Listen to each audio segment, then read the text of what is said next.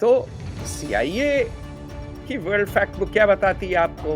बताती है अच्छा वर्ल्ड वॉर 1 के बाद सीरिया फ्रांस के हाथ आ गई, फिर 1946 में आज़ाद हो गई। वो सब बातें बाद में करेंगे। पहले देखते हैं आबादी क्या है। 22 मिलियन है आबादी, 2.2 करोड़। तो देखिए ज़बान क्या है? अरबी। सीरिया का मैप देखें हम लोग हैं। सीरिया का मैप अगर आप देखेंगे साहब, तो काफ़ी बड़ा देश है।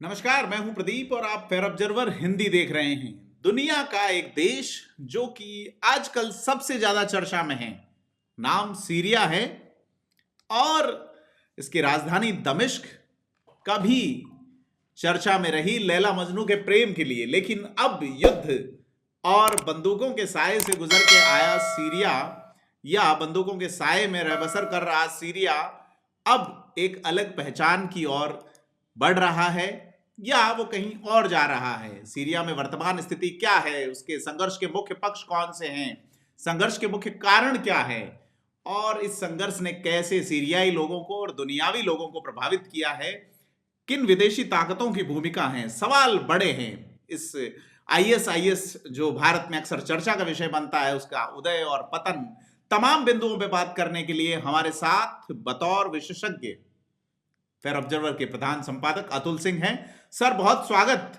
सीरिया पे गजब की पकड़ है आपकी, तो बताएं क्या कहानी है और क्या हालात हैं। देखिए साहब, सीरिया पे पहले तो गजब की पकड़ नहीं है। मैं अरबी नहीं बोलता हूँ, तो जी अतिशयोक्ति प्रदीप नहीं करनी चाहिए। लेकिन जी हाँ, बिल्कुल। थोड़ी बहुत समझ है, लिखता पढ़ता हूँ। सीरिया जी के यार दोस्त हैं। सर, इसके आसपास जैसे इजराइल है, लेबनान है, हाँ, जॉर्डन, इराक और टर्की, ये देश इससे जुड़े हुए हैं। बिल्कुल हैं। तो पड़ोसियों को हम जानते हैं, तो इनकी नब्ज भी थोड़ी बहुत टटोली ही होगी। तो इसे अतिशयोक्ति नहीं कह के थोड़ा सा अतिरंजना मान सकते हैं। चलो ठीक है। जी देखिए देखिए, सीरिया के बारे में चर्चा करने के पहले अ, सीरिया है क्या? किस चिड़िया का नाम है? हुँ? जी सीरिया में मैं सीआईए फैक्ट बुक गया। जी दर्शकों को सीआईए फैक्ट बुक की स्क्रीनशॉट दिखाइए। हुँ? जी तो सीआईए की वर्ल्ड फैक्ट बुक क्या बताती है आपको? बताती है अच्छा वर्ल्ड वॉर 1 के बाद सीरिया फ्रांस के हाथ आ गई, फिर 1946 में आज़ाद हो गई। वो सब बातें बाद में करेंगे। पहले देखते हैं आबादी क्या है। 22 मिलियन है आबादी, जी तो 2.2 करोड़। जी ठीक? 185,180 स्क्वायर किलोमीटर एरिया है। जी हुँ, मैं आज काफ़ी नोट्स बना के बैठा, करीब 10 पेज के नोट्स बनाया प्रदीप। जी तो पेंसिल और पेपर। जी तो मैंने कहा कि भैया आज कम से कम ये तो हो कि क परीक्षा के पहले जो है सब कुछ याद रहना चाहिए, मुझे भी याद रहना चाहिए है। जी तो एरिया इनकी है 185,180 किलोमीटर स्क्वायर। एरिया बहुत बड़ी है भाई, काफ़ी जी बड़ा देश है, हाँ, आबादी आबादी के अपने हिसाब से। दिल्ली की सिर्फ 2/3 है आबादी। हाँ, जी। तो देश बड़ा है। देश बड़ा है। अच्छा, दिल्ली की 3 करोड़ है क्या आबादी? जी, दिल्ली अगर अपन बात करें स्टेट की, अच्छा, तो दिल्ली में 3 करोड़, अच्छा, 3.33 मिलियन लोग रहते हैं। 300। अच्छा, अच्छा। तो देखिए जी ज़बान क्या है? अरबी। जी लेकिन सीरिया का मैप देखें हम लोग हैं। जी सीरिया का मैप ज़रा ध्यान से देखें। सीरिया का मैप अगर आप देखेंगे साहब, तो काफ़ी बड़ा देश है। जी पश्चिम की ओर है मेडिटेरेनियन। जी पश्चिम की ओर कोस्टलाइन है, कोस्ट भी है इनके पास। जी पश्चिम में इनके दक्षिण पश्चिम में है लेबनान और ज़रा-सा बॉर्डर इनका है इज़राइल के साथ, गोलान हाइट्स भी हैं। जी ठीक? तो इनके पास पश्चिम की ओर है लेबनान और इज़राइल, पश्चिम और दक्षिण की ओर। फिर ये चलता है काफ़ी दूर तक टर्की के से जुड़ा हुआ काफी बड़ा बॉर्डर है। उत्तर में जी टर्की का भागी था सीरिया एक जमाने में। जी उसके बाद पूरब में पड़ता है इराक, जी ठीक है, और इराक जी से काफी बड़ा बॉर्डर है। और दक्षिण पड़ता है जॉर्डन। जी तो सीरिया जो की का जो क्षेत्रफल है काफी बड़ा है और जी बड़ी विविधता का देश है। हालांकि छोटा है पर विविधता बहुत है। अरब हैं जी 50%, जी अलावाइट अली हैं 15%, कुर्द हैं 10%, लेवेंटीन मतलब लेवेंट के लोग, वो जी हैं 10%, द्रूज भी हैं, इस्माइली भी हैं, नुसेरी भी हैं, असीरियन भी हैं, तुर्कोमान भी हैं, आर्मीनियन भी हैं। जी तो ये सब लोग अलग अलग कौमें ही हैं। जी सुन्नी है 74%, जी शिया हैं अली 14 के आसपास। अलावाइट और इस्माइली और बाकी शिया मिला के 13%। जी क्रिश्चियन, ठीक हैं 10%। द्रूज हैं 3%। जी 4 प्रमुख शहर हैं, मैप जी पे देखिए ध्यान से आप। जी 4 प्रमुख शहर हैं। जी दमास्कस जी लेबनान और इजराइल से ज्यादा दूर नहीं है। जी दमास्कस के पश्चिम में है लेबनान और पश्चिम दक्षिण में है इजराइल। जी लेबनान से अगर आप रोड पे चलिए तो होम्स आता है, होम्स के बाद हमा आता है, हमा के बाद अलेप्पो। तो जी 4 बड़े शहर हैं जिसमें आज दमास्कस होम्स सबसे चर्चा बड़ा में है। भी है, देश में, दुनिया में आज होम्स चर्चा में भी है कि वहां क्रिसमस ट्री जला दिया किसी ने, उसको लेके सीरिया का ये जो शहर है ये खासा चर्चा में है आज। सर, दमाश्कस जो है, कभी इतना बड़ा अरब गणराज्य, इतना बड़ा अरब साम्राज्य हुआ करता था कि उसकी सीमा चीन से मिलती थी। और जैसा आप बता कैलिफेट, रहे हाँ, हैं, जी, उमैयद जैसा, जी, बड़ा, उमैयद जी, उमैयद सल्तनत की राजधानी थी। लेकिन ऐसा बिल्कुल, नहीं है कि दमास्कस ही सबसे बड़ा था। तुर्क जब राज कर रहे थे तो अलेप्पो दमास्कस से बड़ा था। जी, जी, तो हाँ, अलेप्पो सबसे उत्तर में है, दमास्कस सबसे दक्षिण में है। दमास्कस से उत्तर वेस्ट पड़ता में, है होम्स, होम्स से ऊपर उत्तर पड़ता है हमा। और एक सड़क आती है, ठीक है, जी, उस पे आप चले आ सकते हैं। जी, और पश्चिम में ज्यादातर रेगिस्तान है, हालांकि है पाल्मीरा है जहां की रोमन रुइंस हैं। जी, एक जमाने में सीरिया रोमन एम्पायर का भाग था, उसके बाद अच्छा, बिजेंटीन एम्पायर का भाग था, जी, उसके बाद जो है अरब कैलिफेट खलीफाओं जी, का राज हुआ, और उसके बाद जो है उस्मानिये ऑटोमन एम्पायर का भाग था। उसके बाद जी, जी, फ्रांसीसियों ने ले लिया और आज ये इलाका कहने को आजाद है। जी, 2012 के बाद कोई यूएस एम्बेसी ही नहीं रही है अम, सीरिया में, दमास्कस में, क्योंकि जी, अ, पिछले 2011 से चल रहा है खेल, सिविल वॉर, गृह युद्ध। जी, जी, गृह युद्ध से जूझ रहा है सीरिया। तो सीरिया सीरिया का इतिहास बड़ा निराला है। आप कुछ पूछ रहे थे, पूछिए। नहीं, मैं ये बता रहा था, जैसे आपने बताई डेमोग्राफी, तो यह जो देश हैं इसके दुनिया के 88 देश इससे बड़े हैं। भौगोलिक उसके अनुसार ये 89 नंबर पे हैं। और एक बड़ा नंबर जो है, अगर अपन यूएन और जो ऑब्जर्वर स्टेट को मिलाएं, 195 देशों को गिने दुनिया में, तो फिर 108 देश ऐसे हैं जो सीरिया से छोटे हैं। तो बात है, क्षेत्रफल लंबा चौड़ा है, आबादी इतनी ज़्यादा नहीं है। तो यही मैं अपडेट करना चाह रहा था सर। अति उत्तम। हाँ, तो अब जी, देखिए आज क्या करते हैं कि सीरिया की बात करते हैं कि इतिहास की, जी, ठीक है, और हम बात करेंगे 100 साल की, हजारों साल की नहीं। हाँ, ठीक है। तो सबसे बड़ी चीज है कि आज का सीरिया एक तरह से पैदा होता है मई 1916 की वजह से। हम्म, मई 1916 में 3 लोग मिलते हैं। जी सर्गी दिमित्रोविच साजनोव, जी ये हैं रूसी फॉरेन मिनिस्टर। इनका नाम कोई याद नहीं रखेगा, क्यों? क्योंकि 1 साल बाद रूस में क्रांति आ जाएगी, रशियन रेवोल्यूशन, उसके बाद ये लोग जार गृह युद्ध में ही फंस जाएंगे। जी दूसरे हैं mister sir Mark Sykes, sir Mark Sykes. जी अंग्रेज बहादुर हम पे भी राज करते थे।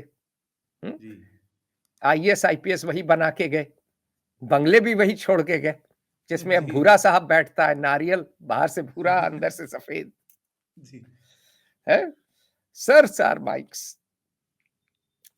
और दूसरे थे फ्रांसवा जॉर्ज पीको, जी ये फ्रेंच फॉरेन मिनिस्टर थे। आज के दिन इसको साइक्स पीको एग्रीमेंट कहते हैं। और इन्होंने एग्रीमेंट किया disintegration of the sick man of Europe. उस समय सिक मैन ऑफ यूरोप कौन था साहब? टर्की। जी क्योंकि टर्की राज करता था इस्तांबुल पे, समझे साहब? और उसका बहुत बड़ा एम्पायर था। हालांकि टर्की ढलता हुआ सूरज था और वर्ल्ड वॉर वन में जर्मन्स और ऑस्ट्रियंस के साथ हो लिए। तो जब पिटाई होने लगी तो, और दूसरी तरफ लोग हावी हो गए, उन्होंने बोला भैया हम इनका। अगले साल अंग्रेजों ने 1917 में किया, ये आर्थर बैलफूर ने कहा कि हम नेशनल होम देंगे फॉर ज्यूइश पीपल। अच्छा ठीक है, तो जी उन्होंने कहा कि भाई 1917 में बैलफूर डिक्लेरेशन, समझ रहे हैं साहब? ये जी सब जेरूसलम मक्का सब किसके हाथ था? किसके हाथ था साहब, बताइए? ऑटोमन एम्पायर, उस्मानियों जी के हाथ था, उस्मानिया सल्तनत के जी उस्मानिया सल्तनत, है ना? तो जी अब चक्कर यह है कि उस्मानिया सल्तनत जो है कि जैसे होता है ना, लाश पे आ जाते हैं, अ, गिद्ध कौन आते हैं? वल्चर, है ना? वल्चर्स गिद्ध आ जाते हैं। गिद्ध जी तो उस्मानिया की लाश पे, कैरियन पे ये गिद्ध मंडराने लगे, जी ब्रिटानिया और फ्रांस। जी तो 1916 में इन्होंने कर लिया साइक्स पीको एग्रीमेंट, और उसके बाद 1917 में कर दिया बैलफूर डिक्लेरेशन।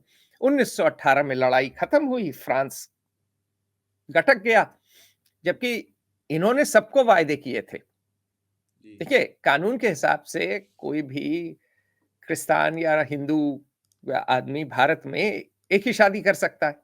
अगर आप मुसलमान हैं तो 4 कर सकते हैं। जी अब अंग्रेजों ने और फ्रांसीसियों ने कहा कि डार्लिंग हम तुमसे भी शादी करेगा, तुमसे भी करेगा, तुमसे भी करेगा।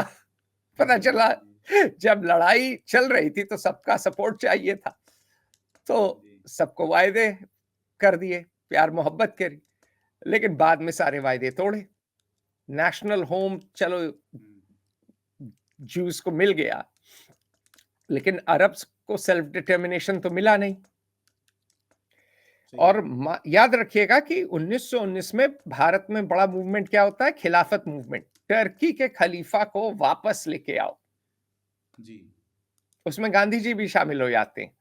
बिल्कुल हिंदुस्तानी मुसलमान का न कोई लेना न कोई देना टर्की के मुसलमान से। टर्की का मुसलमान हिकारत की नजर से देखता है। आज के दिन भी अरब मुसलमान हिंदी बोलते हैं, जी भले ही आप मुसलमान हो, लेकिन हमारे जो है नए नए मुसलमान जी जोर से नया नया मुल्ला जोर से अजान लगाता है, जी जी बिल्कुल तो अरे नहीं, खलीफा को वापस लाओ। और टर्की ने खुद खलीफा को जो है कूड़ेदान में डाल दिया। ये विडंबना, विधि की विडंबना, इतिहास की विडंबना। लेकिन हम जो है मोर्चे कर रहे थे, नहीं जी खलीफा को लेके आओ, हमारा खलीफा है, तुमने वायदे तोड़े। खैर वो तो सब भारत हमेशा से विचित्र थोड़ा रहा है, जी थोड़ा हीन भाव रहा है भारत जी में।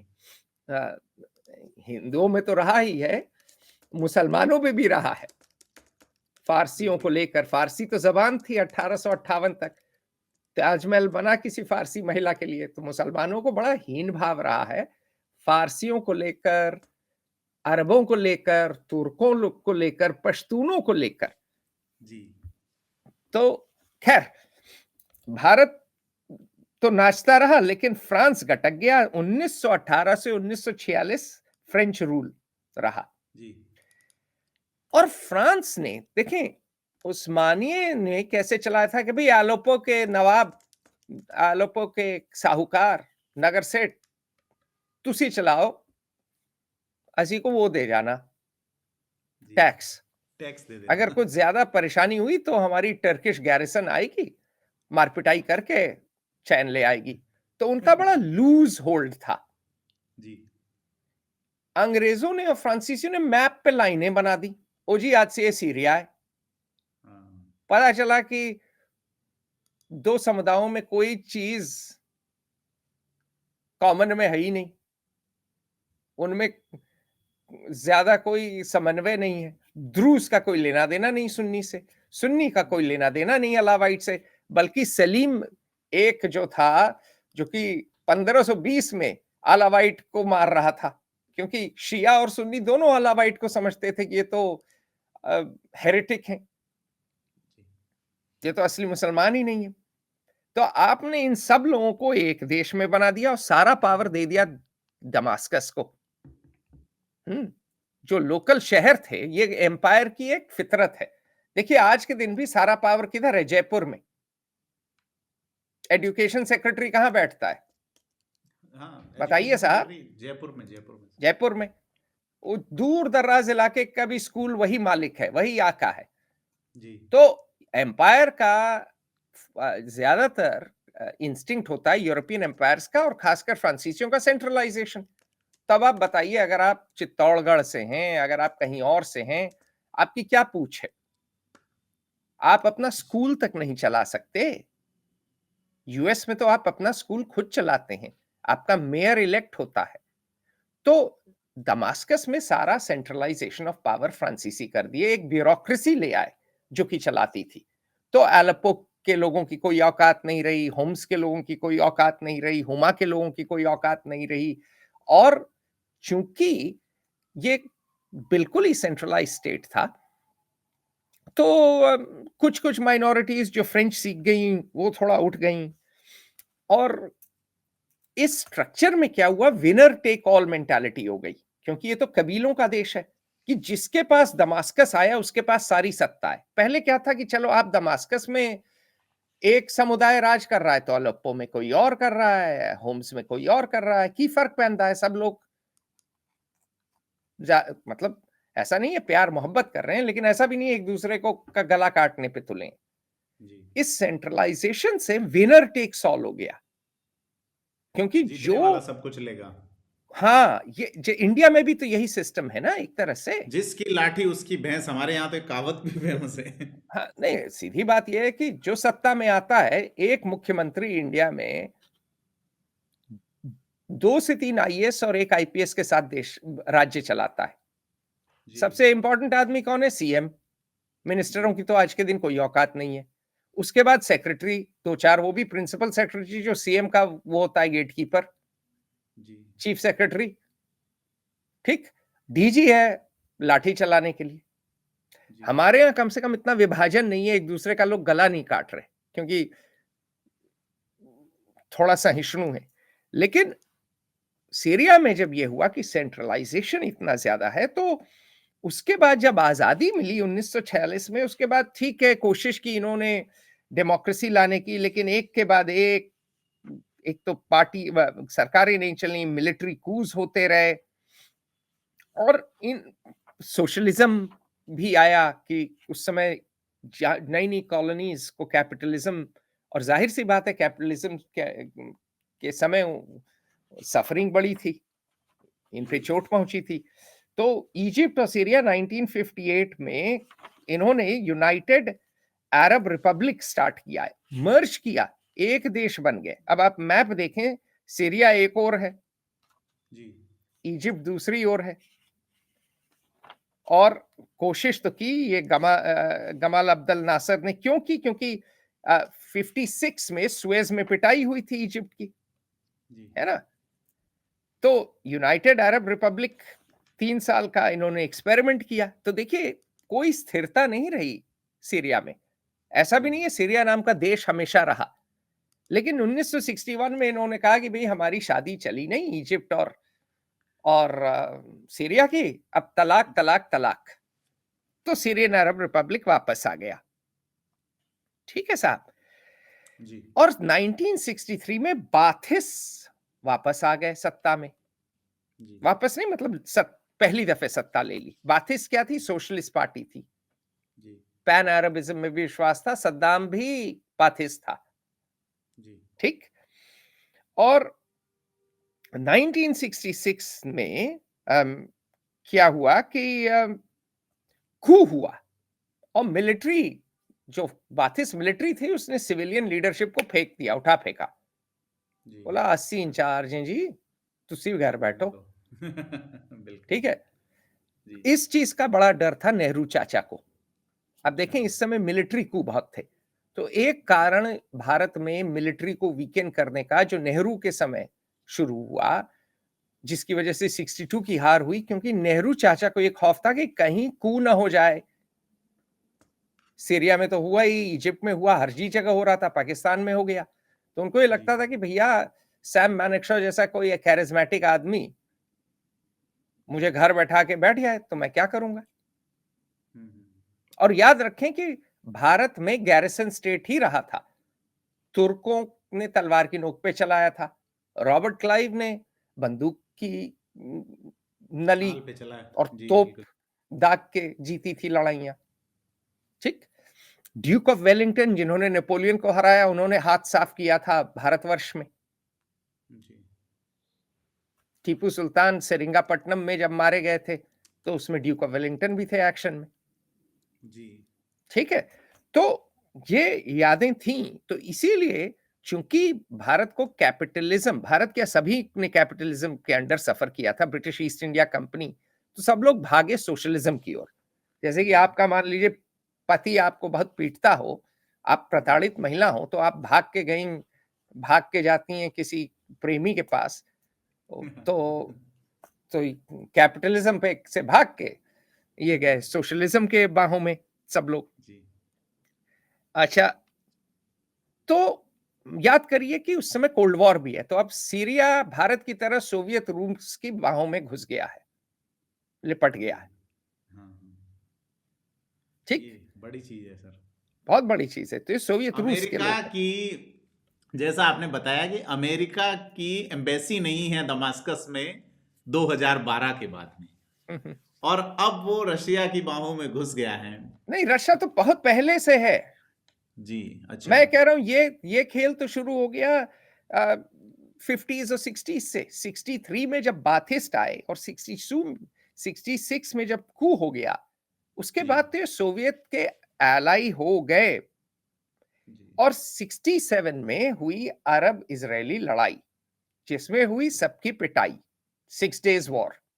इजरायलियों ने सबको थूर थूर के पीटा। जी 48 में भी सीरिया ने अटैक किया था हम्म, इसराइल पे। 48 में सब मिलके चढ़ गए थे। इसराइल किसी तरह बाल बाल बचा था लड़के। 67 में इसराइल ने जम के पीटा 20 साल के अंदर। जी ठीक है? और मतलब गोलान हाइट सीरिया हार गया। हम्म, ठीक? लेकिन 67 के बाद 1970 में बड़ी मजेदार चीज हुई। सहल सलाह अल जदीद थे तब तक मिलिट्री लीडर, उनको हटाकर जी बने लीडर हाफिज अल असाद, अच्छा बशार के पिताजी। जी कैरिज्मेटिक आदमी थे, जनरल थे, एयरफोर्स जनरल थे जहां तक मुझे याद है, और अ, शातिर और क्रूर अलावाइट थे। तो अब आप सोचिए, अगर दमास्कस में अलावाइट ने कब्जा किया और ये कबीले वाला देश है, तो इनके चारों ओर कौन होंगे? सब अलावाइट। बिल्कुल भरोसा तो किसी और पे करेंगे नहीं। तो सारी मक्खन मलाई अलावाइट के हाथ। नेहरू के साथ, जवाहरलाल नेहरू के साथ चलें, उनके साथ एक कमी थी कि वो कश्मीरी पंडितों के साथ, खासकर अपने रिश्तेदारों के साथ, काफ़ी उनकी दिल की नरमी थी। तो कॉल को उन्होंने बना दिया, जो महानालायक था जनरल कॉल को उठा दिया ऊपर। अ, ये अपने महानुभाव जो अंग्रेज़ी बड़ा मुँह भींच-भींच के बोलते हैं, क्या नाम है? थापर, उनके करण पिता थापर के पिता करण प्राण। थापर। जी। हाँ, करण थापर के नेहरू की बहन जो है नयनतारा सहगल, इनकी मामी थी, और इसी अच्छा, वजह जो से भी इनको हो। बीबीसी में नौकरी मिली, इसी वजह से। नहीं, वो मुझे पत्रकारिता नहीं का पता। बेस क्या? नहीं, जी, नहीं, वो उन्होंने मुझे खुद नहीं लिखा पता है। उस अच्छा ठीक है, तो वो मुझे नहीं पता, तो उस पे टिप्पणी नहीं करूँगा, इनकी लेकिन ऑटोबायोग्राफी अपने पढ़ी है मैंने सर, तो करण देखें, थापर की। मैं कह रहा हूँ अपने रिश्तेदारों और अपने चमचों का, कृष्णा मेनन का उन्होंने बड़ा भला किया। आपने मेरे जी, जी, पिताजी का जी। इंटरव्यू तो सुना है, कृष्णा मेनन तो वाहियात आदमी थे। तो जी, लेकिन नेहरू में सहिष्णुता थी। जी, नेहरू फिर भी ऐसा नहीं था ये कि हाफिज अल आसाद थे कि सिर्फ अलावाइट, उनके यार दोस्त मेनन थे, केरल से थे। तो देश के बाकी जातियों के, बाकी लोगों के, नेहरू कुछ भी हो डेमोक्रेट तो थे। हालांकि गद्दी पे फेविकॉल लगा के बैठ गए और मरते दम तक नहीं छोड़े। जॉर्ज वॉशिंगटन नहीं थे वो, और बड़ा जी, खराब प्रेसिडेंट छोड़ के गए। जॉर्ज वॉशिंगटन और नेल्सन मंडेला ने गद्दी त्याग दी। जी। नेहरू गद्दी से बिल्कुल जिसे कहते हैं कि चिपक के बैठे चिपक रहे। और गए। आज भी मुझे लोग मिलेंगे, अरे कोई विकल्प नहीं था। मैं बोलता हूं लाल बहादुर शास्त्री क्या बुरे थे? विकल्प जी, कैसे नहीं था? मतलब उनमें भी जिसे एक एक सत्ता की लोलुपता जी, बहुत ज्यादा थी, लेकिन फिर भी डेमोक्रेट थे। अथॉरिटेरियन रहे हो थोड़े बहुत टेंडेंसीज में, लेकिन डिक्टेटर नहीं थे। मरवाते नहीं थे लोगों को, टॉर्चर नहीं करवाते थे। अ, ठीक है, चमचागिरी उनको पसंद थी, वो तो खैर हिंदुस्तानी की आदत है। आज भी नरेंद्र मोदी को चमचों की आदत है। पूरा देश गुजरात काडर का आईएएस चला रहा है हर जगह। जी, कैबिनेट में वही लोग हैं जो नेता नहीं है। कैबिनेट में कौन है जिसका मास बेस नहीं है? तो ये तो खैर भारत की बीमारी है। जी। तो उनको फिर भी माफ किया जा सकता है, लेकिन हाफिज अल आसाद ने जो रेजिम चलाई, वो थी अरेस्ट, टॉर्चर और एग्जीक्यूशन वाली। ओ, अतुल सिंह पसंद नहीं है, अरेस्ट करो, इसके फिर जो है इसके नाखून निकालो प्लायर्स से, ठीक है? जी, फिर इसको जो है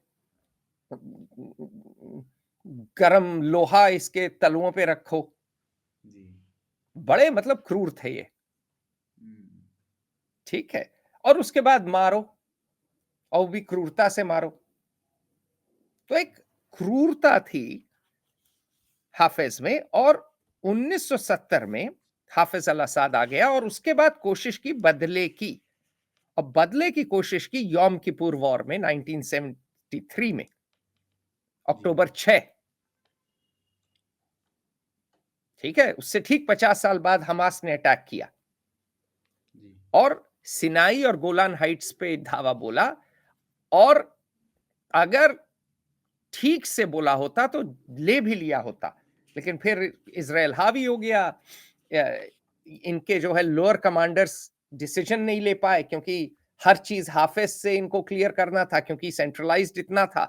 लोअर कमांडर के पास फ्रीडम नहीं थी।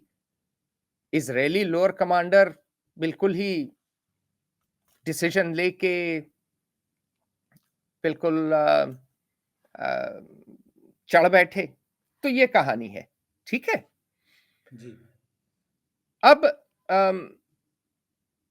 73 के बाद 76 में लेबनान में सिविल वॉर जब हो रही थी, तो हाफिज अल असाद ने अपने ट्रूप्स लेबनान में भेज दिए। और जो है 1982 में दो चीजें हुई। इजराइल ने सदर्न लेबनान पे धावा बोला, इन्वेड किया, ऑक्यूपाई किया, जी, वो पैलेस्टीनियंस को कंट्रोल करने के लिए। उसी समय पैदा हुआ हिजबुल्लाह। और 1982 में हर आदमी अरब दुनिया में इजराइल को गाली देता है, और जो वामपंथी लोग हैं भारत के, प्रियंका गांधी की तरह, वो हमेशा फिलिस्तीनियों की बात करते हैं, ठीक है, फिलिस्तीनियों के साथ बुरा हुआ, फिलिस्तीन का बैग भी लेके आते हैं, वो भी अच्छी बात है, लेकिन दोगले हैं, इनके डबल स्टैंडर्ड है। जी क्यों? क्योंकि ये कभी अपने मित्रों की बात नहीं करते। आजाद तो मित्र थे ना नेहरू परिवार के, आजाद जी परिवार और नेहरू परिवार में मित्रता थी। जी मित्रता चलिए नहीं रही हो तो एक ही कैंप के थे, दोनों सोशलिस्ट थे, दोनों सोवियत रूस के साथ थे। 1982 में मुस्लिम ब्रदरहुड ने रिबेलियन किया हमा में, ठीक है, जी हमा में रिबेलियन किया। हमा अलेप्पो से दक्षिण है, होम से उत्तर है, मैप याद रखिए। हाँ हाँ बिल्कुल दिखा रहे हैं हमें। हाफिज अल असद के भाई रिफात अल असद और हाफिज अल असद के ऑर्डरों पे 20,000 लोगों को बेरहमी से मारा, केमिकल वेपन सब कुछ। जी इसराइल ने कभी इस तरह इतने लोगों को नहीं मारा, हम्म।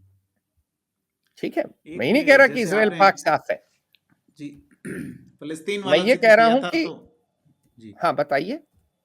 फिलिस्तीन वाला जिक्र किया तो जब 1947 में भारत आज़ाद हुआ था तो जब फिलिस्तीन के दो हिस्से किए जा रहे थे तब नेहरू ने उनका विरोध किया था कि फिलिस्तीन को बांटा नहीं जाना चाहिए, द्विराष्ट्र सिद्धांत के खिलाफ हूं मैं। और नेहरू ही वो थे जिनकी सदारत में या जिनकी मौजूदगी में भारत के दो हिस्से किए गए थे। खैर वो अलग जी बात है, लेकिन जी हमा की बात करते हैं अभी। जी जी हमा में इतनी क्रूरता से जेनोसाइडल मैसेकर इसको कहा जाता है, और ये जी सुन्नियों के खिलाफ था। जी आला वाइट को सुन्नी ने कई सौ साल, कई दशक बेरहमी से ये लोग पेश आए, ठीक, जी काफी बेरहमी से। अब जब इनको मौका मिला आला वाइट को, तो इन्होंने भी सुन्नियों के साथ बेरहमी का बर्ताव किया। बल्कि अलावाइट के बारे में जो है किसी, ये लोग तो पहाड़ों में रहते थे, कोस्ट के पास, जी तो ये लोग बचे ही इसलिए क्योंकि ये कोस्ट वोस्ट में थे। और हमा में 2/3 शहर इन्होंने खत्म कर दिया। रॉबर्ट फिस्क तो उस समय थे वहां पे, बहुत बड़े दिग्गज हैं रॉबर्ट फिस्क, जी ठीक। ये ये अंग्रेज हैं, इंग्लिश राइटर हैं, मिडिल ईस्ट के एक्सपर्ट थे। तो इन्होंने बोला कि भैया ऐसे बम गिराया कि मतलब कुछ बचा ही नहीं। और पैट्रिक सील ने ग्लोब एंड मेल में लिखा था कि 2 week orgy of killing, destruction and looting which destroyed the city and killed a minimum of 25,000 inhabitants. तो कुछ लोग कहते हैं 20, अब पैट्रिक सील कहते हैं 25,000। जी आज के दिन भी सुन्नियों ने ये बात भुलाई नहीं है, सुन्नियों को ये बात याद है, ठीक। तो अब 82 में ये कांड हो गया। 85 में इजराइल लेबनान से गया तो सीरिया ने वापस कंट्रोल कर लिया लेबनान से। 1980 से 88 तक सीरिया ने ईरान का समर्थन किया, ईरान इराक वॉर में, वही शिया सुन्नी। जी हालांकि सैद्धांतिक तौर पे सद्दाम हुसैन भी बाथिस्ट थे, बाथिस्ट पार्टी के थे, सोशलिस्ट पार्टी के थे। हाफिज अल असद भी सोशलिस्ट पार्टी के थे। जी दोनों ने खूब टॉर्चर किया, अरेस्ट, टॉर्चर और एग्जीक्यूशन दोनों की रेजिम थी। सद्दाम सुन्नी थे, इराक मेजॉरिटी शिया और कर्ड है, कुर्द। सीरिया मेजॉरिटी सुन्नी है। शिया 13% मजेदार के चीज आसपास। देखिए, माइनॉरिटी राज कर रही थी मेजॉरिटी देश पे बंदूक की नली से पे। जी लेकिन बाथिस्ट पार्टी का एका पार्टी वाली या आइडियोलॉजी की कॉमनैलिटी मिडिल ईस्ट में उतनी जरूरी नहीं है। लेकिन शिया, क्योंकि अलावाइट अपने को शिया से ज्यादा जोड़ते हैं, एक तरह शिया के सेक्ट हैं, इन्होंने ईरान का सपोर्ट किया 1980 से 88। ठीक साहब, 1980 टू 88 इन्होंने इराक वॉर में ईरान का सपोर्ट किया, और 1990-91 में जब इराक कुवैत पे चढ़ बैठा तो सीरिया ने यूएस लेड अलायंस का साथ दिया। और फिर 1991 से मान लीजिए 1998 तक थोड़ा सा हनीमून पीरियड रहा, जब हाफिज ने कोशिश की कि भैया पीस अकॉर्ड कर लें, क्लिंटन का राज था, सोवियत यूनियन टूट गया था, तो कोशिश की कि भाई सुलह हो जाए, और थोड़ा सा हाफिज की बर्बरता थोड़ी सी कम हुई, बुढ़ा भी रहे थे। लेकिन 1998 के बाद सीरिया इराक से क्लोज होने लगा, क्योंकि इजराइल और टर्की आपस में मिलजुल के काम करने लगे। ठीक, इजराइल और टर्की का उस समय सेकुलर रेजीम थी, उस समय रेसिप तय्यिप एर्दोवान नहीं आए थे, नए सुल्तान, ये उस्मानिये, ये इस्लाम, ये नए खलीफा बनना चाहते हैं, ये पॉपुलिस्ट इस्लाम वाले हैं। उसके पहले कमाल अतातुर्क की सेकुलर रेजीम रही थी, केमलिस्ट रहे थे। तो 1998 से फिर चीजें बदलने लगी, और इस बीच दो चीजें हुई। सिर्फ सीरिया देखिए शांति वाला देश तो था ही नहीं, देख लिया ना आपने। बिल्कुल। मान लीजिए कि एक सिपह सलार सुल्तान बन गया एक इलाके का, ये देश नहीं है। हम लोग सोचते हैं देश है सीरिया सीरिया सीरिया। सीरिया क्या है कि एक सिपह सलार बन गया सुल्तान एक इलाके का, वो उसकी जागीर थी, और फिर वो हर जगह कूच करता रहा, पश्चिम में लेबनान में घुस गया। ठीक, उसके बाद जो है पूरब में इराक से उसकी गहमा गहमी रही, और घर के अंदर भी लड़ाई चलती रही। घर के अंदर सुन्नियों को दौड़ा दौड़ा के मारा, दौड़ा के क्या मतलब, टिका टिका के मारा। और घर में भी गृह युद्ध चल गया, क्योंकि 82 के बाद रिफात अल असाद कू करने की कोशिश किए अपने भाई के खिलाफ। वो तो पुराना रिवाज है, अलाउद्दीन भी कर रहे थे, वो सक्सीड कर गए। जलालुद्दीन को अंकल अंकिल जी को खुदा के पास पहुंचा दिया। तो क्योंकि इस्लाम में तो वो नहीं है ना यूरोप की तरह और भारत की तरह कि सबसे बड़े लड़के को मिलेगी गद्दी। तो जब भी सुल्तान मरता है तो सारे भाई एक दूसरे पे पिल पड़ते हैं, सारे चाचा ताऊ सब, और जो जीता वो सिकंदर, बाकी सब बंदर। सही बात। तो गृह इस्लाम में शुरू से इस्लामिक देशों में दिक्कत रही है। तो रिफात का फील्ड कू हुआ, फिर रिफात चले गए लंदन पेरिस, कुलछर्रे उड़ाने लगे, पैसा वैसा काफी कमा लिए थे। हैं भाई, सुल्तान है ना ये लोग, नेता नहीं है, सुल्तान है। तो पूरा का पूरा सीरिया असाद परिवार का था, जो मर्जी लूट लिया महल के लिए। जैसे शाहजहां ने ताजमहल बनवाया, अब उस पे लोग नाचते हैं, लोग भूल जाते हैं कि लाखों भारतवासी भूखे मर रहे थे। ठीक, और औरंगजेब ने जो चिट्ठी लिखी थी वो यही लिखी थी शाहजहां के खिलाफ कि भैया टैक्स बहुत लगा रहे हैं ये, और आवाम बड़ी दुखी है। तो सीधी बात यह है कि 84 में तो रिफात मर गए। उसके बाद बासल अल असाद जो पैराट्रूपर थे, इनके जो लड़के थे, घोड़ा बहुत चलाते थे, खूब राइडिंग कंपटीशन वगैरह में बड़े अच्छे थे। हालांकि मतलब शायद थोड़ा सा फायदा होता होगा राइडिंग कंपटीशन में, क्योंकि बाप इनके प्रेसिडेंट थे। पता चला एक राइडर को इन्होंने जेल में ही बंद कर दिया, बेचारा कई साल बंद रहा।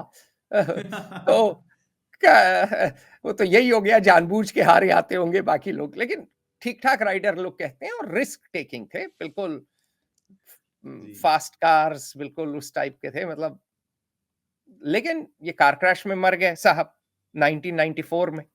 जी। तो जैसे संजय गांधी मर गए प्लेन क्रैश में, वो भी करीब इसी समय नहीं, वो पहले मर गए थे। 1994 में जब बासल मरे, हाँ जी, 80 में मरे थे संजय गांधी, हाँ, 79 80 में। तो फिर पकड़ के हाफिज को लाया गया। हाफिज क्या थे? पढ़ाकू, ऑप्थेल्मोलॉजिस्ट थे, आंख के डॉक्टर। जी। तो बाबूजी ने बोला, बेटा गद्दी संभालनी पड़ेगी, भाई मर गया है। तो डॉक्टरी छोड़ के आ गए।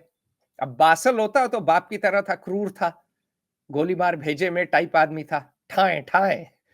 ये हाफिज आए तो हाफिज थोड़े मरियल, थोड़े मतलब डॉक्टरी वाले, लेकिन असल में थे तो असाद ही। तो शुरू में बोले नहीं नहीं मैं रिफॉर्मर हूं, ये हूं। जब बाप मरे 2000 में तो ये आ गए सत्ता में।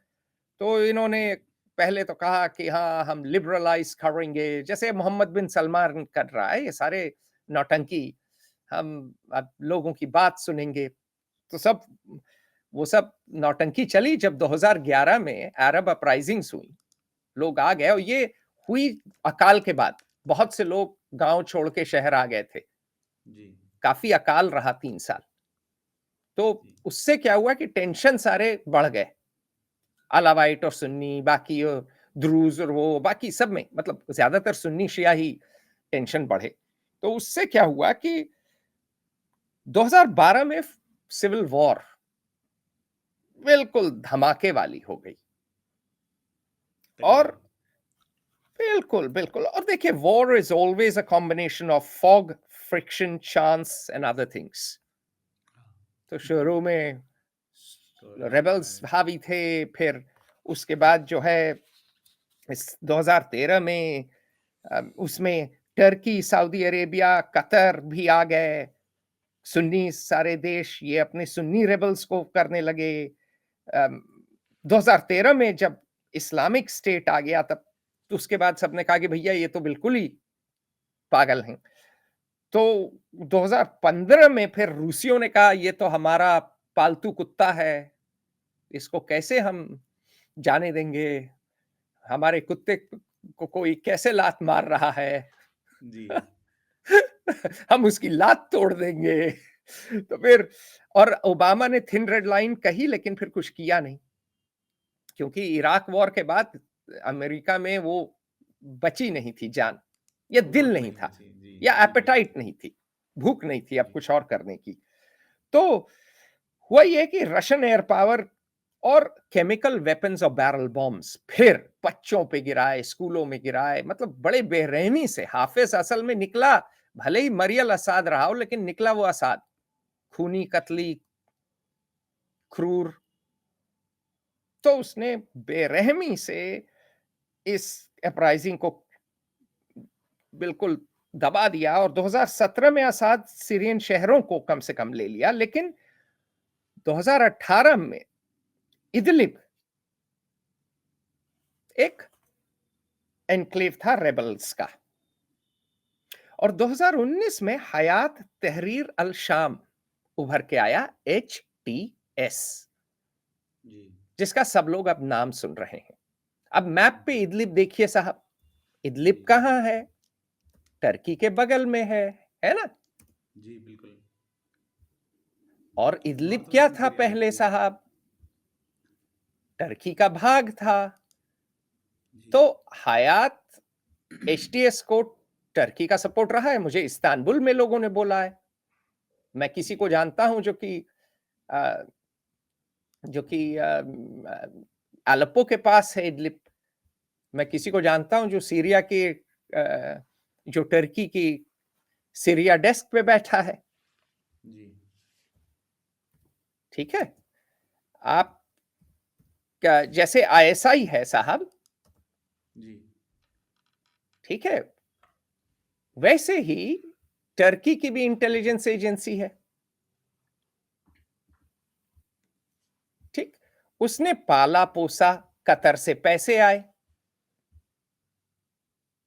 ठीक है, और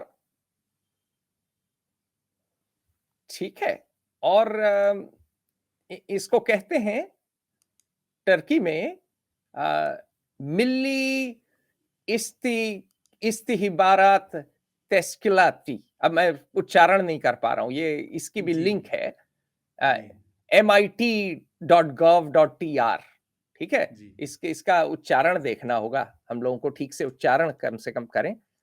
अ, तो अ, ये कहते हैं कि Turkish intelligence history dating to branch to the Ottoman special organisation.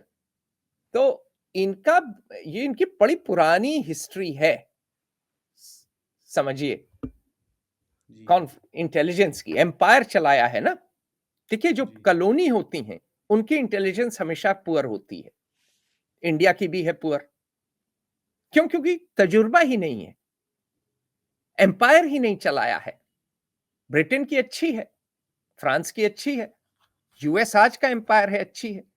Turkey में साहब इंपीरियल मेमोरी है, तो उन्होंने पाल पोस के इसको बड़ा किया।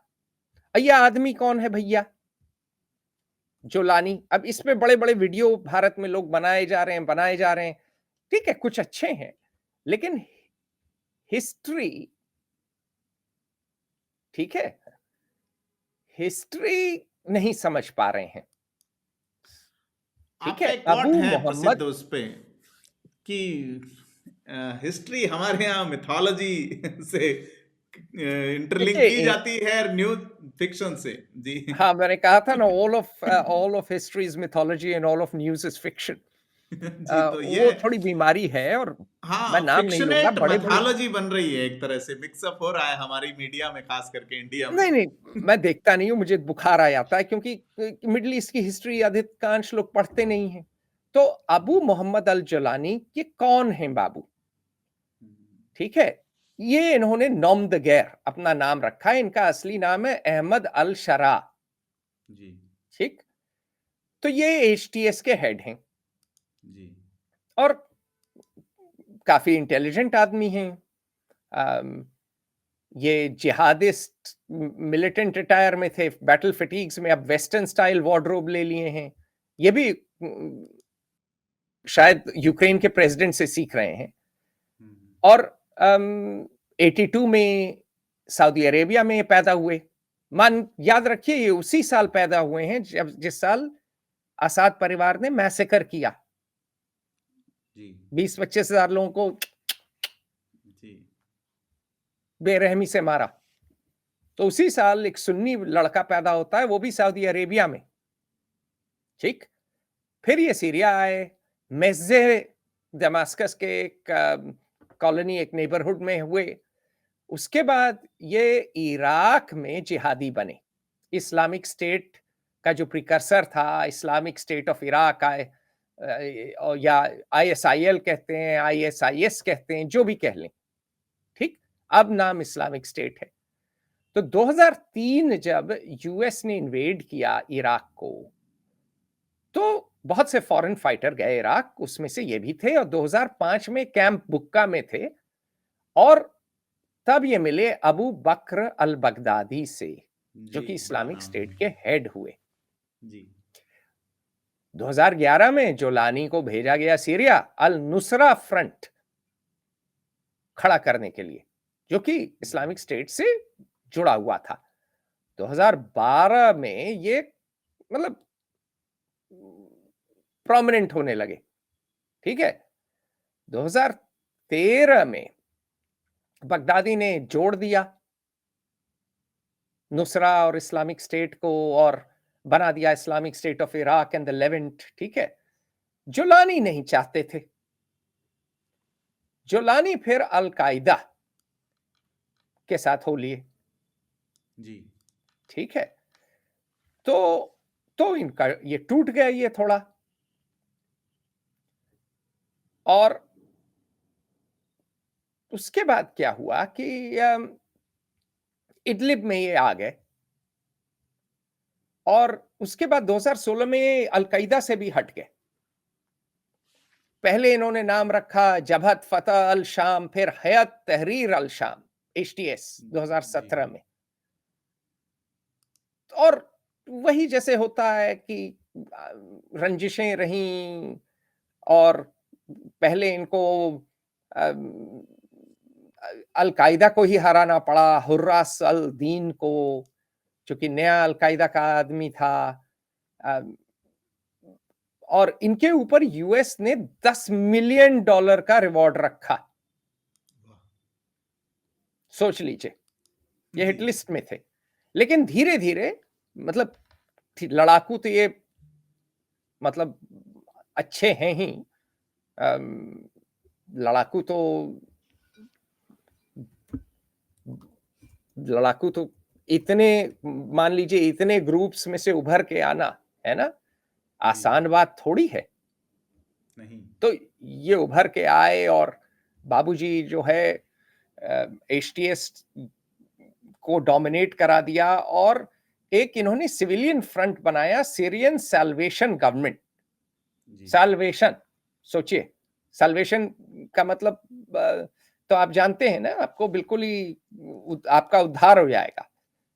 जी। और इन्होंने जो है सरकार चलाई, लेकिन सरकार चलाई शरिया के हिसाब से साहब। जी। बिल्कुल। मोक्ष निकाब, पगड़ी आप गवर्नमेंट। अगर आप महिला हैं, निकाब पहनना पड़ेगा, जी। ठीक है? जी। और तालिबान से प्रेरित हैं। इन्होंने कहा कि तालिबान हमको इंस्पायर करता है, हमको प्रेरित करता है। और इन्होंने जिहादी अ, एफर्ट के साथ राजनैतिक काफ़ी तेज़ तर्रार दिमाग दिखाया। स्टेबिलिटी, पब्लिक सर्विसेज़, रिकंस्ट्रक्शन, और इनको मदद मिली। इनको बिल्कुल मदद मिली। टर्की ने मदद की, कतर ने पैसा दिया, ठीक? और धीरे-धीरे ये बढ़ने लगे। अब आप देखिए, जॉन फेफर के साथ एक वीडियो है, उन्होंने बताया कि रूसियों ने तो जैसे-जैसे ये अपनी सत्ता बढ़ा रहे थे, असाद सोच रहा था कि अब तो मैं मेरी डील हो गई है, अब तो सब लोग मुझे एक्सेप्ट करने लगे हैं। हुँ, जी। गल्फ वाले एक्सेप्ट कर रहे हैं, अमेरिका भी एक्सेप्ट कर लेगा, ठीक? तो असाद थोड़ा ढीला हो गया। असाद ने सोचा अब तो मुझे अरब नेता भी बुलाने लगे हैं जी। वापस। ये सारी बातें जॉन फेफर साहब कहते हैं। जी। और असद ढीला पड़ने लगा। उसने रूसियों की भी बात नहीं सुनी और ईरानियों की भी बात नहीं सुनी। देखिए, असद जी। परिवार के 2 एक्सटर्नल बैकर्स हैं, थे। रूस, जी। पहले सोवियत रूस और जी। ईरान। तो इसने दोनों की बात नहीं सुनी और 2000 और सीरिया की फौज को कुछ पैसे ही नहीं मिल रहे थे। सिपाहियों को लोग कहते हैं $1 महीने का मिल रहा था, कोई कहता है $5 महीने का मिल रहा था। जी। बिल्कुल ही ध्वस्त हो चुकी थी हालत। जी। आसाद बाबू जो हैं महल में रह रहे थे, आउट ऑफ टच हो गए थे। जी। जीत तो गए वो सिविल वॉर, लेकिन फिर ढीले पड़ गए। सैंक्शंस की वजह से पैसे नहीं आ रहे थे। और जोलानी जो है, वो ये पैलेस पूडल थे, वो स्ट्रीट डॉग है, ठीक है? बिल्कुल। पैलेस पूडल और स्ट्रीट डॉग, फर्क तो पामेरियन है ना। वर्सेस देसी। पमरेरियन वर्सेस देसी, जीतेगा कौन?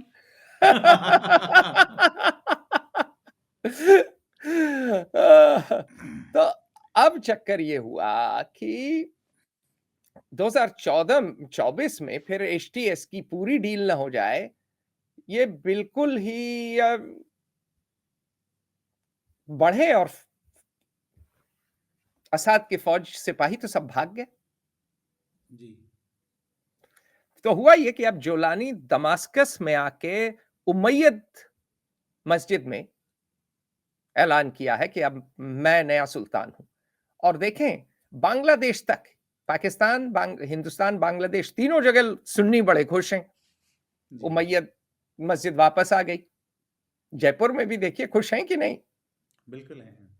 तो मतलब न इनका कोई लेना ना उनका देना, लेकिन शिया सुन्नी जो दरार है इस्लाम में, वो अब तक चल रहा है। अच्छा, बिल्कुल। तो रूस अपने जहाज वगैरह लेके लटकिया, थोड़ा सा अलग किया, लेकिन रूस ने भी अपने आदमी नहीं मरवाए और रूस अपना लटाकिया तारतूस लेके बैठ गया। लतकिया और तारतूस, ठीक। इजराइल ने देखा कि भैया मौका है, मत चूको चौहान। पहली दफे हिस्ट्री में इन्होंने पूरी एयरफोर्स ही किसी देश की खत्म कि अगर मतलब पूरी एयरफोर्स, आज तक हिस्ट्री में कभी नहीं हुआ है कि पूरी एयरफोर्स ध्वस्त कर दी हो किसी देश ने। इसराइल ने पूरी एयरफोर्स ही ध्वस्त कर दी। इसराइल ने नेवी ही इनकी खत्म कर दी, पूरी तो शायद नहीं लेकिन करीब करीब पूरी। सारा मिलिट्री इंफ्रास्ट्रक्चर इनका तहस नहस कर दिया सीरिया का। गोलान हाइट्स भी बची खुची ले ली और बीबी नेतन्याहू इजराइल के प्राइम मिनिस्टर ने बोला अब तुम बसाएंगे हम यहां सेटलर्स। हमने आर्टिकल 370 भले ही हटा दिया हो लेकिन बसाया किसी को नहीं है। बड़ा फर्क है, देखें आप। मिडल ईस्ट ज्यादा खूंखार देश है। इस्लाम में जो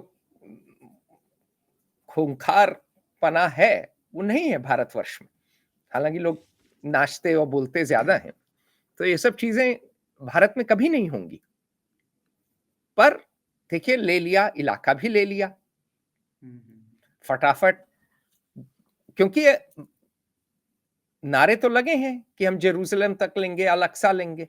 तो अब एचटीएस के पास बचे ही नहीं, न प्लेन बचे। ठीक है, सीरिया ले लिया, लेकिन प्लेन तो नहीं है, नेवी तो नहीं है। कल को एचटीएस के कुछ सिपाही ट्रेन होके ये सब चला सकते थे ना। जी बिल्कुल, निश्चित तौर पे। तो ये सब इनके हाथ से चला गया। तो अब हो क्या रहा है, सीरिया नाम का देश अब बचा नहीं है, फिक्शन है। ठीक है, बॉर्डर है, एक सीट मिल जाएगी यूएन को, ठीक। लेकिन अब क्या होगा, जो कुर्द हैं वो अपने पहाड़ों में, वो हैं पूर्वोत्तर में, तो कुर्द अपना राज अलग चला रहे थे, वो तो देंगे नहीं वो। ठीक है, टर्की उनको तोड़ना चाहता है क्योंकि कुर्द टर्की में भी हैं, वो नहीं चाहते कि कुर्द अलग हों। कुर्द इराक में भी हैं, कुर्द ईरान में भी हैं, आर्मीनिया अजरबैजान में भी शायद होंगे थोड़े बहुत। अब वहां तो कमी, पर इन सब देशों में तो है ना, Iraq, Syria, Turkey, Iraq, Syria, Iran, Iraq. बल्कि वॉशिंगटन में बातें कई लोग कर रहे हैं कि एक नया कुर्दिस्तान बना दें जी क्योंकि उनके साथ बड़ा जी सबने बेरहमी की है। बाथिस ने, असाद ने भी की, अल असाद परिवार ने भी की, और सद्दाम हुसैन ने भी की, ईरान भी करता है। लेकिन उससे फिर टर्की जो नेटो एलाई है नाराज हो जाएगा। लेकिन मजे की बात यह है कि अब ये बात होने लगी है। ठीक, इजराइल ने अपना ले लिया है जो कुछ लेना था, लेकिन जो द्रूज हैं वो कह रहे हैं ऐसा है कि आप हमें सुरक्षित रखिए, संरक्षण दीजिए, नहीं तो हमको मार डालेंगे सब सुन्नी। तो द्रूज के साथ अलावाइट थोड़े बहुत ठीक थे, लेकिन सुन्नी तो बिल्कुल ही नहीं होंगे, ये अलग ही कौम है। तो द्रूज को शायद इजराइल संरक्षण दें, अलावाइट भाग जाएंगे मेडिटेरेनियन सी के किनारे, वो रूसियों से संरक्षण लेंगे क्योंकि वो रूसियों के पुराने मित्र हैं, या मित्र या चंपू कह लीजिए है।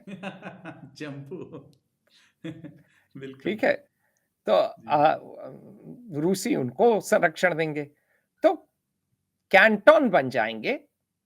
सीरिया बिल्कुल विभाजित हो जाएगा अलग अलग समुदायों के बीच।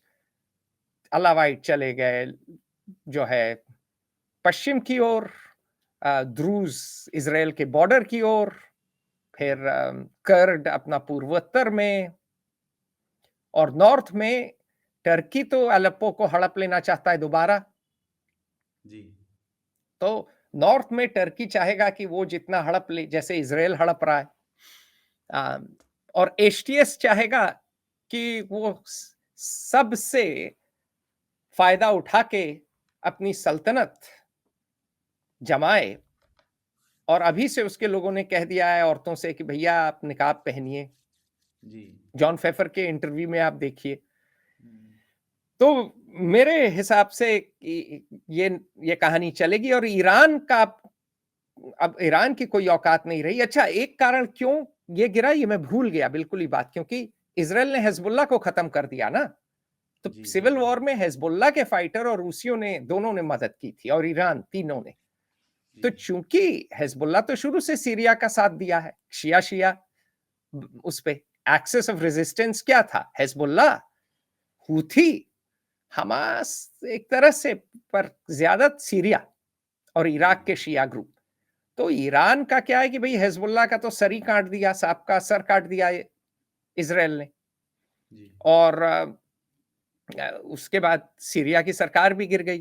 तो अब ईरान, बिल्कुल, अयातुल्लाह खमैनी बड़े परेशान हैं। वो कह रहे हैं अल्लाह बताएंगे, मतलब उनके भाषण बड़े मजेदार हैं। मेरे ईरानी दोस्त ने मुझे बताया कि अब सारी बात हो रही है अल्लाह अल्लाह बहादुर की, कि अल्लाह आएंगे और न्याय करेंगे। तो ईरान अब बिल्कुल ही बुरे हाल है, क्योंकि ईरान जी, का तो पावर बेस चला गया बिल्कुल। तो विनर्स और लूजर्स हैं, डोमेस्टिक और और एक्सटर्नल। अल असद अलावाइट ने अब की लॉटरी लगी थी पिछले 50 साल, समझ लीजिए 60 साल, जी, अब वो गए। अब सुन्नियों का राज। और एक्सटर्नल पावर, दो विनर हैं, टर्की और इसराइल। अब इसमें सुन्नी पैसा आएगा गल्फ से, यूएई से आ रहा होगा, सऊदी से आएगा। जी, सिर्फ सुन्नियों में भी ऐसा नहीं है कि सिर्फ एचटीएस हैं, बाकी ग्रुप भी हैं, मैं तो उनमें गया भी नहीं, लेकिन जी, अभी एचटीएस हावी है। और बाकी जो ग्रुप्स हैं वो अपने अपने आका ढूंढेंगे। लेकिन अभी ये पिक्चर खत्म नहीं हुई है, जी। ये पिक्चर अभी बाकी है चलेगी। मेरे दोस्त। आ, जी। अगला एपिसोड अगला एपिसोड देखिए होता है क्या, आगे आगे देखिए होता है क्या। जी, जी, बिल्कुल। लेकिन ये एक नसीहत है भारत देश जैसे देश के लिए, कि जी, ये कभी नहीं सोचना चाहिए कि हम बड़े सुरक्षित हैं, जैसे अल असाद ने सोच लिया। हाँ। सेना को अपनी कभी कमजोर न करिए, इंटेलिजेंस को अपनी कभी तोड़ न दीजिए। और जी, ये नसीहतें न नेहरू ने ली, न नेहरू चाचा ने ली, न मोदी मामा लिए हैं। जी, क्योंकि फौज में हमारा कोई नेता नहीं जाता इजराइल की तरह। जी, इजराइल में बेंजामिन नेतन्याहू भी सैरत मतकाल से हैं, कमांडो यूनिट से। जी, उनके भाई मरे थे एंटेबे में। हमारे यहाँ राज करता है आईएएस, जो कि लूटता है। जी। और आईपीएस कौन है? जिसको आईएएस नहीं मिला। अच्छा, कॉन्फ्लिक्ट इंटेलिजेंस है। में कौन है? जो अपने मुख्यमंत्री, जो अपने चीफ मिनिस्टर या अपने कार्डर से दुखी है। जिसके पास मलाई की पोस्ट नहीं है वो इंटेलिजेंस में। बिल्कुल। तो ये सर, मैं अक्सर ये पॉलिटिकल, तो सर इंटरप्ट करूंगा मैं आपको। मैं पॉलिटिकल एनालिसिस करते वक्त इस बात को अक्सर देखता हूं कि जो सरकार सत्ता में होती है वो क्या करती है कि इंटेलिजेंस में उनको लगाती हैं जिनसे उनको मोह नहीं होता, और जाते जाते इंटेलिजेंस सर्वे उन्हीं से करवाती है कि क्या हम जीत रहे हैं कि नहीं जीत रहे हैं। वो कहता है अच्छा बेटा जी। तो वो सर्वे खुद को भी करके इन सरकार को भी देता है और विपक्षी पार्टी को भी देता है कि साहब मेरा ध्यान रखना। तो अगली बार जब सरकार आती है तो उसका ध्यान रखा जाता है। फैक्ट है सर। देखें अब क्या करें। तो देखिए हमारे स्ट्रक्चर ठीक नहीं है। जी, तो जो मल्टी एथनिक देश हैं, युगोस्लाविया, सीरिया, देखिए युगोस्लाविया तो टीटो ने, मार्शल पीछे ही है, अच्छा चलाया था, बिल्कुल, इंप्रेसिव आदमी थे, बिल्कुल। लेकिन जी, टूट गई। हम्म, अ, क्रोए अल असद तो क्रूर थे। देखिए लाख बुराई जी, जवाहरलाल नेहरू की करें हम, लेकिन क्रूर नहीं थे वो, जी, बिल्कुल। वो कुछ ज्यादा ही नरम थे, उनके साथ दिक्कत थी, कुछ ज्यादा ही नरम थे। हमको फौज की क्या जरूरत है, जी, तिब्बत में क्या, अक्साई चिन में क्या उगता है। हम्म, और इसीलिए 62 की लड़ाई में हमारा यश हुआ। अ, लेकिन मल्टी एथनिक देश को हमेशा खतरा रहता है। तो जो जी, नसीहत ऐसे देशों से भारत को है कि आप अपनी मिलिट्री, अपनी इंटेलिजेंस ठीक रखिए। और सारे ग्रुप, ये तो भारत ठीक से करता है, सारे ग्रुप्स को मिलजोल के रखिए। वो डेमोक्रेसी होने की वजह से हो जाती है। हमारी डेमोक्रेसी में लाख खराबी है, पर यह है कि पीसफुल ट्रांसफर ऑफ पावर है।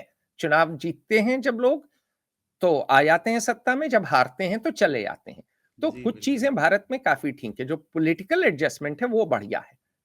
जी। तो वो अच्छी बात है। तो उससे क्या है कि हर समुदाय फिर जुड़ा रहना चाहता है, तो वो ठीक है। जी। सर वो इन हम देशों में नहीं था। जी, आज का वीडियो काफ़ी लंबा हो गया है, हम पार्ट 2 करेंगे और इसमें ये जो हालात हैं, इस पे कुछ सवालात मेरे रहेंगे कि अब जो है समूहों के भीतर विभाजन और उनके एजेंडे पे आपने बात की। सीरिया का भविष्य कैसा दिखता है और अंधकार शरणार्थी में, हाँ, अंधकार में लड़ाई इस पे होगी। बात करेंगे कितना अंधकार है। शरणार्थी संकट अमेरिका क्या सोचता है, क्योंकि बड़े पापा तो वो हैं सबके, वो तय करते हैं कौन नहीं, कैसे। अमेरिका में देखिए अभी तो ये तो सबसे अच्छा समय था।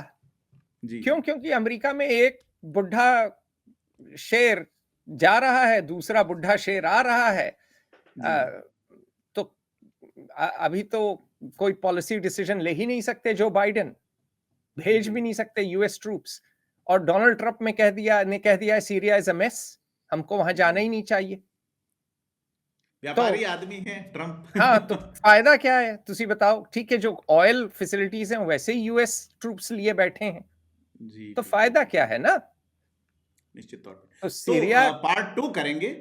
पार्ट 2 में हम थोड़ा इसको डिटेल बात करेंगे, जिसमें बहुत सारा कि ईरान और रूस ने जो बिल्कुल, समर्थन दिया है उसका क्या असर पड़ा है, अमेरिका क्या सोचता है, बिल्कुल, और बिल्कुल। सीरिया में और जो एक रहे। बात मैं भूल गया, रूस जी, यूक्रेन में फंसा हुआ है, तो रूस ने भी इसलिए बहुत समर्थन नहीं दिया। जी, जी। एक बात ये भी करेंगे कि ये जो खेल वहां हुआ है, हुँ, अगर हुँ। इस दिशा में हो हमारे इधर, तो कैसे क्या गुल खिल सकते हैं, तमाम बिंदुओं पे बात करेंगे नेक्स्ट वीडियो में।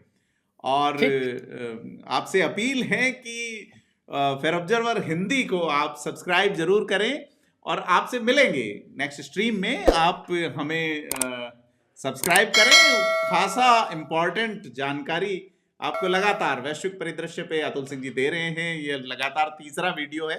हम इसके अगले भाग में भी मिलेंगे, तब तक के लिए धन्यवाद। और फेयर ऑब्जर्वर हिंदी को सब्सक्राइब जरूर करें। Thank you. नमस्कार।